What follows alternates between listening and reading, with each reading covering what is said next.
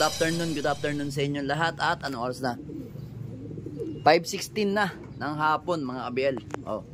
Ito yung bago nating dinagdag sa ating mga super flying bee na breeder mga kabel. So, ito nga ipinaikilala ko sa inyo. Yan is si kung tawagin ko yan, bato-bato kasi napakaliit na ibon. Ito. Buksan natin yung kanya, medyo mailap to. Yan yung ibon, napakaliit, oh. Yan. Napakaliit na ibon yan, mga kabel. Kita nyo. Solid, oh. Gandang ibon. Talagang yan, mga kabel. Parang bato-bato lang. Kaya tatawagin natin yan, si bato-bato. Hen yan, mga kabel. So, kinuha natin tong ibon na to dahil nga pang-cross natin yan sa mga kapatid niya at ano ba yun? At ano niya? At tiyuhin niya, pang-cross natin. Kaya, kumbaga, para mabuo natin yung bloodline na meron din tayo dito sa loop natin. So, doon sa mga nagtatanong, ang bloodline ng ibon na yan is Jansen President cross sa Peter C. Yan. Yan yung Peter C natin na tinatawag natin. Yung Peter C na yun is galing kay original na Danny Yap. Yan. Yan, solid na ibon, white light. Kaya naging white light yan mga abel is sa dugo ng Jansen President. Yan, ganda, solid oh. Solidong solido. Kita nyo yung mga mata niya, pearl eye din oh. Pearl eye din, yan oh. Hindi nyo naman pagkakaila, kapatid yan ni Peter B mga abel oh. Kapatid sa nanay ha mga abel ha. Kapatid sa nanay. Then yung Jansen President naman natin na tinatawag natin JP is tiyuhin niya.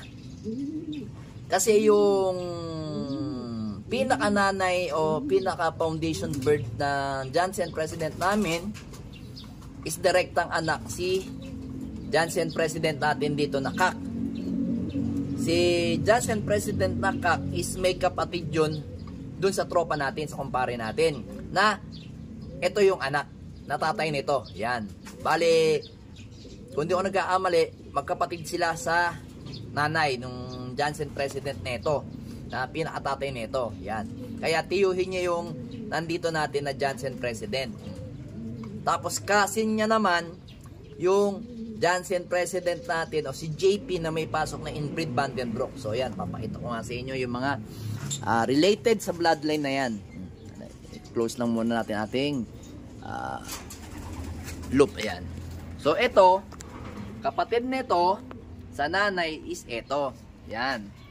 Si Peter B. Kita niyo yung mga mata ni Peter B mga abelo.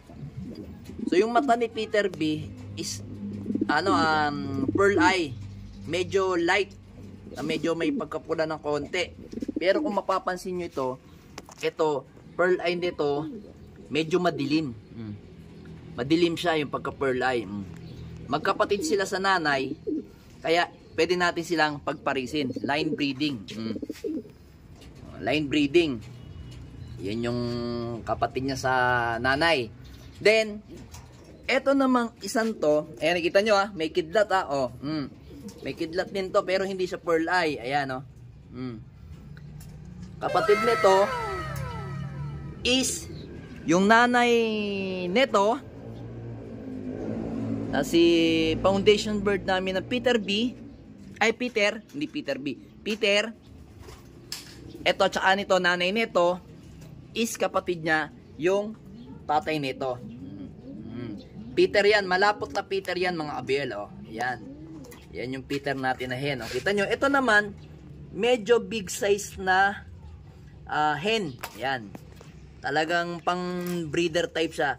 Yung ibon na yan is naalaban sa BBC, nakaposte sa mga category. Yun nga, nakwento ko na nga sa inyo kung ano nangyari dyan. Kaya nakuha natin yung ibon na yan. Then, ito pa. Ang tiyuhin nito is ito. Yan, yung Jansen President natin. Diyan siya kumuha ng mga puti sa Jansen President. Yan, kita nyo. Yan Jansen President. Yan yung direktang anak ng foundation bird namin ng Jansen President. na, ayan, related dito. Ito mo, white flight, di ba mga kabel? Kita-kita nyo. Yan. Kita nyo. Pero ano ba tong mata nito?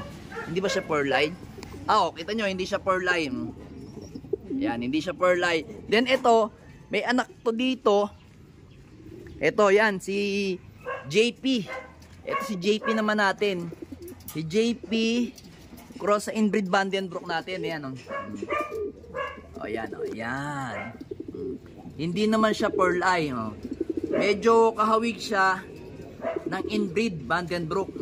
Doon siya nakamana. Ito nyo. Manang-mana sa kanya yung manang-mana siya sa nanay niyang inbreed Vandenbroek. Ayan. Yan nga, yan yung kasin. Kasin naman to, nung bago nating ibon, na si Bato-Bato. Yan yung kasin niya. Medyo lumaki na nga lang. Kaya, eto mga kabel, pwede siyang gawin, etong Peter na to, etong si Bato-Bato na yan, pwede natin yan iparis dito. Sa kapatid niya sa nanay. Line breeding ang gagawin natin. Line breeding. Yan. So ngayon, malamang sa alamang maglalabas siya ng white flight. Kasi ito, ngayon naglabas siya ng white flight dyan. So, saan na lang natin ipaikita pagka medyo malaki na.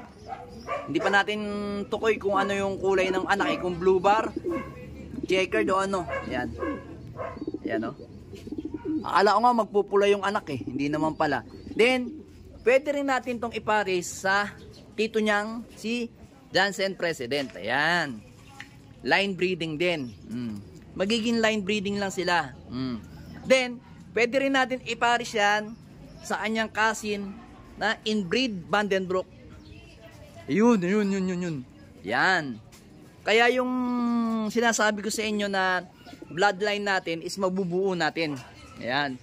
Kumbaga, line breeding. Then, yung magiging anak nito, kung may tumapos sa mga anak niya, gagawin natin kapag isa sa mga nag-superset, nanalo dito sa ibon na yan, sa anak niya, pwede natin din ibangga dito sa, ayan, sa Bato-Bato natin. Then, pwede rin natin, mamaya kasi, meron tayong basketing ng Tagudin, Ilocos Sur. Ito, yan.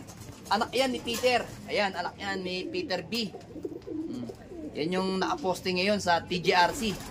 So, yan, kung yan awa ng Diyos, mag-uwi ng winner sa atin. Yan. Kung mag-uwi sa atin ng winner yan, pwede rin natin yan ibangga doon sa pinsan niyang. Yun. Si Bato-Bato, yan, pwede natin siyang ibangga dyan sa Bato-Bato natin na yan. Then, dito. Then, yung isa naman natin na, tong white flight na to, kunin natin to. Yan.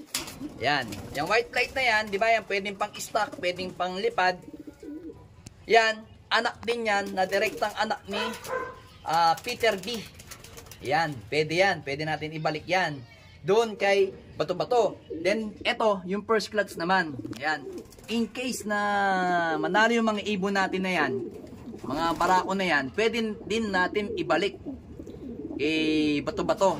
Kasi yun nga yung target ko, kaya ako kinuha si Bato-Bato. Ayan, may ano ka pa, lumilipad na langaw. Ayan, Kasi nga, hindi pa ako nagpapaligo sa mga ibon ko ng malatayon. Kasi nga, kasalukuyan nasa derby tayo. Pagka nakasakay na itong mga to, yun, papaliguan na natin yung mga yan. Then, sino pa ba? Ito yung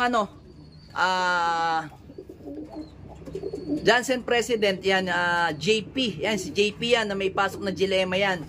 So, in case na nanalo rin yan, pwede rin natin yan ipasok kay, kay Bato-Bato. Yan.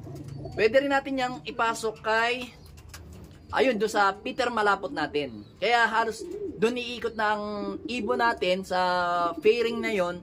Then, doon sa iba naman dito, na bloodline, tika lang.